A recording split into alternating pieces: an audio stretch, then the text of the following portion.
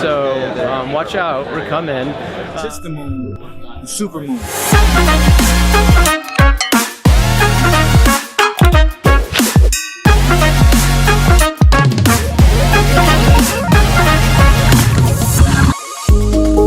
Elena, and Hi. it's very nice to meet you. I'm Zack.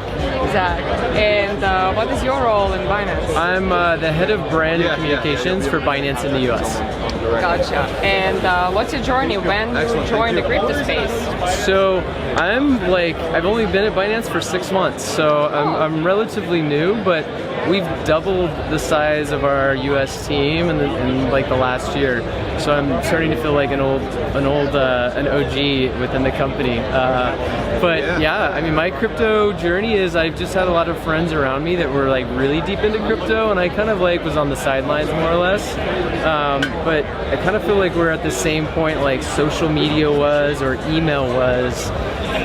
We're at this tipping point, and a lot more people are interested in it. So I was super intrigued and super excited to like jump into it. And I mean, look around this, right? I mean, this is wild here. I have not been to a conference quite like this before. It's super exciting. The energy you feel just kind of walking around the floor. And is it what I was just mentioning, that in 2017 I remember Hong Kong. And Hong Kong was a crypto hub, and I felt like, wow, there's so many people coming to a conference. And it was maybe like 1,000, maybe 2,000 people, and here we are with 30,000 attendees at Miami Bitcoin 2022. It's crazy, yeah. I also think COVID, you know, we've all been like at home and haven't been traveling and haven't been going to conferences. So this was like, I think there's a lot of pent up demand for people to come together and work and talk one-to-one, which has been super nice. I know our booth has been like packed with people. People are so interested to connect and talk about, you know, the product and, you know, Binance. So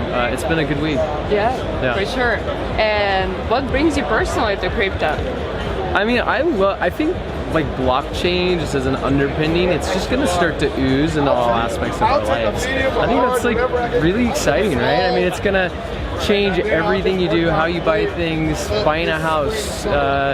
You know, there's some bars now that have these NFT cocktails. I mean, there's just all of these. I don't know where all of them will take off, but I think it's really exciting that's out there. Other thing too, it's like, you look at financial institutions or traditional finance, a lot of people have been blocked out of it, right? So this is kind of levels the playing field in a certain respect. So I don't know, that's what kind of gets me excited. That's really great to hear. You just mentioned that you got like your first round. Yeah, so yesterday we closed our seed round. We raised $200 million and got a 4.5. Quite a seed round. I know, got $4.5 billion valuation. So it was a big moment for us. To date, we've only been a spot trading platform in the US, but we are part of the Binance family, right? We license the brand and we license the tech. So now we're going to take that money and think about which new products we want to bring to the US market. You know, we have a lot of competitors here and they have similar products. We're trying to think about how we bring some new products here that really stand out, whether they're standing out on cost and price or just functionality. US market is really starting to get into crypto, and we're excited to be able to bring that to them. And are you planning on bringing derivative tokens?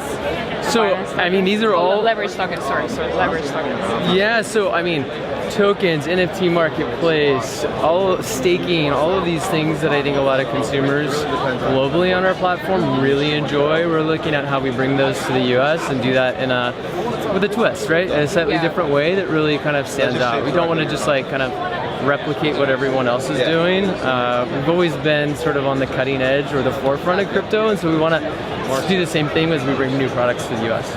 What about our P2P exchange? I know that our P2P exchange for Binance is quite a big market overseas, whereas a lot of people don't want to actually put their bank card and let like centralized exchanges and the government know about them and actually trace down to their name. Are you planning on bringing our P2P here, or it's hard in terms of regulations? It's hard in terms of regulations. I mean, we'd love to have sort of a card, but it's probably going to look a little bit different than what you see globally. But again, these are all some of the new services that we're kind of evaluating and figure out what to bring next. But obviously with that seed round closing, now it's like, hurry up, let's do some really awesome things. So we're excited about that. And that's the other thing in the US, we haven't marketed.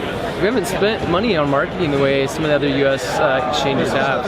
So watch out, we're coming. And we want to do some fun, we're going to do some fun stuff too. I think, we're kind of at an interesting point where everyone's throwing money at consumers. In the US, less than 10% of people hold crypto. So we feel we have an obligation to go out and do some consumer education on what it is, so that when you put your money in it and maybe it drops down, you're prepared for the volatility and sort of the things that happen there. Otherwise, you kind of have a bad crypto experience and then you never want to come back to it. Yeah, I completely agree, and I'm so happy that Binance is coming here because I like doing transfers through Binance Smart Chain. Yeah. It's cheap, it's fast, it's convenient, and a lot of overseas transfers are being done through Binance Smart Chain. But whenever it comes to US, no one can use it because everyone's like, oh, how did you get Binance? And I'm like, because I don't have US passport, I can get Binance, but other people not. So it's really exciting. Yeah, this is a turning point for us, I think, in the US. We're excited to kind of start to turn on more bells and whistles. I mean, everybody loves the global platform.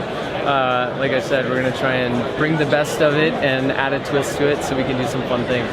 So, how are you structured with the headquarters? Like, are you? Our headquarters. So we're headquartered in San Francisco, in the U.S., and we have a separate U.S. leadership team. Our CEO is Brian Schroeder, and to be compliant with U.S. regulations, the U.S. is a tricky market, right? Each of the 50 states all have their own set of rules. So when you apply to be an exchange, you have to get what's called a money transmitting license. Each license, it's a different form, it's a different set of questions in each state. Yeah, so I mean, we're doing our due diligence. We're going out to each and every state. So far, we've gotten 45 of those licenses. We'll hopefully be closing the remaining 5 by the end of the year, we'll take it one state at a time. What about New York?